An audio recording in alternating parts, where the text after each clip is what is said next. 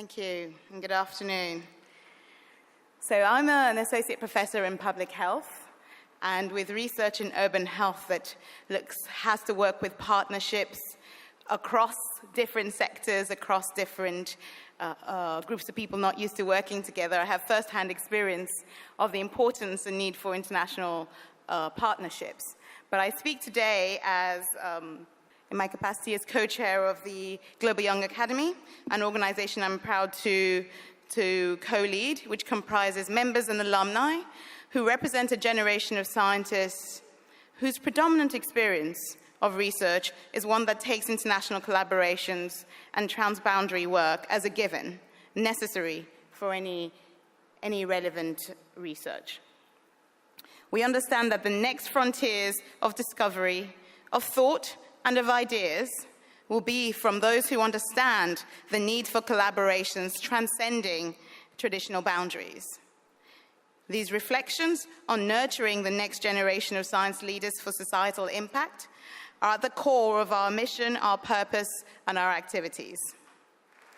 But I don't think I need to elaborate more on the need for and the purpose for international cooperation in science, because I believe we're all aware of that, from sharing infrastructure and providing complementary expertise to cultivating new ideas. But for true collaborative partnerships in science, certain conditions must be met. And I believe that if we're committed as a society to exploring the ways in which science can benefit society, we must be committed to addressing the challenges that hamper international cooperation. We otherwise inadvertently limit the impacts of scientific findings globally. So I'll focus my talk on 4 points that illustrate the how-tos, if you like, of international cooperation. 2 challenges to be addressed and 2 conditions and skills to be nurtured. The first is access to research tools.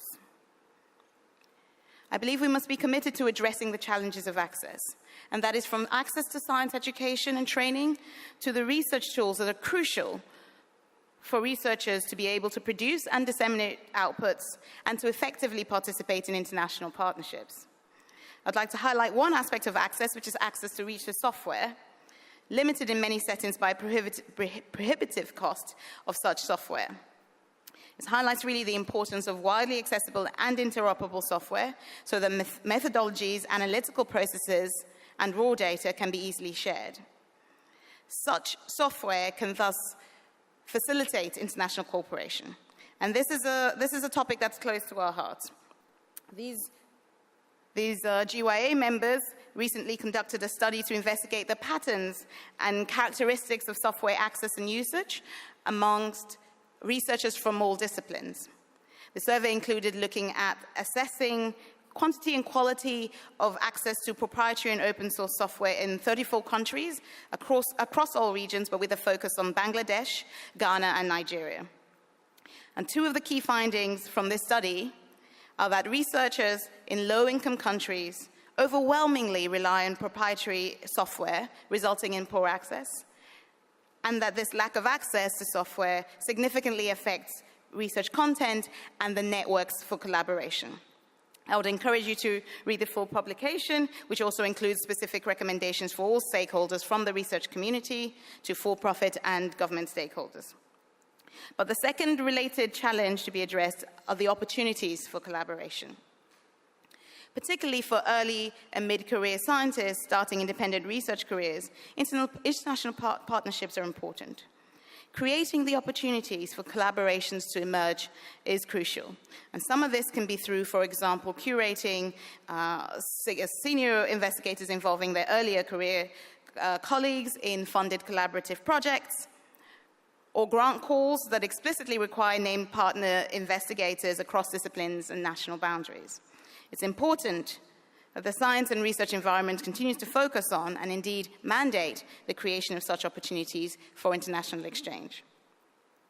But beyond the formal and more measurable opportunities for collaboration, the importance of spaces that cultivate the serendipitous conditions that facilitate intercultural and interdisciplinary dialogues must not be underestimated. To this end, we need to build new structures of cooperation to develop a shared vision of equitable partnerships in science. At the GYA, we do this through building community.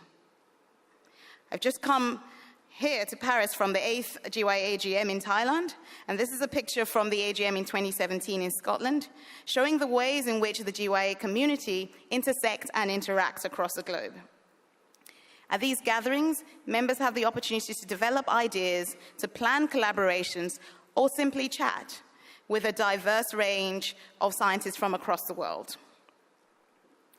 And it is the relationships built through this community that foster international cooperation in ways that are often immeasurable, but nonetheless undeniable. We believe that platforms that facilitate this kind of community building are critical for international partnerships. Now, sure, a vital component of cooperation is exposure to others, which I've just described. And that's exposure to different ideas, different disciplines, different perspectives. But a crucial other aspect is dexterity. So beyond exposure to diversity, the skills of dexterity to navigate across these cultures, be they disciplinary or geographical cultures, are vital. Sadly, all too often, these skills are not part of scientific training for effective, respectful, and equitable partnerships. But they should be. For example, the flagship program of the GYA is the Science Leadership Program, and a component of this is teaching cultural dexterity. These images are from a workshop that we ran for young scientists attending the World Science Forum in Jordan in 2017, which aimed to enable scientists to learn how to navigate through the different cultures encountered in international partnerships in a manner that strengthens such cooperation. As we've heard over the course of the day, the laser and associated technologies are a perfect example of how scientific discovery can yield revolutionary benefits to society. And we must teach that efforts to address societal challenges through science are necessarily collaborative, and that the nature of such collaborations must also reach beyond one's natural boundaries. I gleaned this quote from this event's website. But I would argue that for societal impact, we will need to move beyond seeing to understanding.